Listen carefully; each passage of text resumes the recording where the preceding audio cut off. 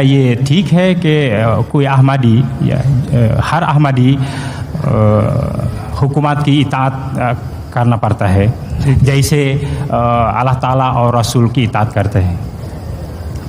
ہر احمدی حکومت کی اطاعت کرتا ہے، مگر جب حکومت ان کے مذہب میں دخل دے تو اس آیت کے مطابق ردوہ الی اللہ و رسولہ، ہم اللہ اور رسول کا حکم مانتے ہیں۔ حکومت کا کتنا بھی دباؤ ہو، ہم حکومت کا حکم نہیں مانتے۔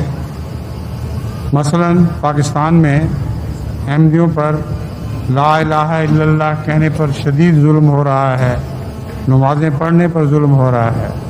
جیل میں بھی کوئی نماز پڑھے تو اس کو سخت سزائیں دی جاتی ہیں، مگر احمدی اللہ تعالیٰ کے فضل کے ساتھ، استقامت کے ساتھ خدا کے دین پر قائم ہیں اور دینی معاملات میں حکومت کے دخل کو بالکل رد اور نظر انداز کر دیتے ہیں۔